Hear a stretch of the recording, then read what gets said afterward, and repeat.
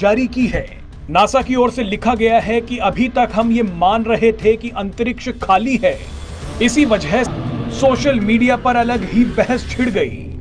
NASA की ओर से जारी किए गए ब्लैक होल की आवाज में लोगों को ओम की ध्वनि सुनाई दे रही है।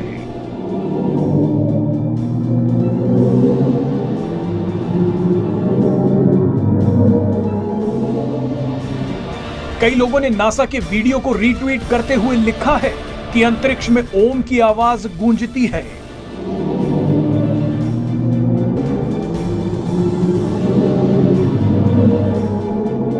एक सोशल मीडिया यूजर ने लिखा है कि जिस क्लस्टर में ये ध्वनि तरंगे मिली हैं, वो 250 मिलियन प्रकाश वर्ष दूर है।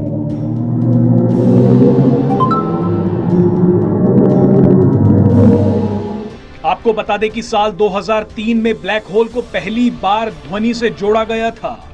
उसके बाद से ही इस पर व्यापक अध्ययन शुरू हो गया था। ये वीडियो आप एक बार ध्यान से सुनिए और कमेंट बॉक्स में बताइए कि आपको इस ध्वनि में क्या सुनाई दिया।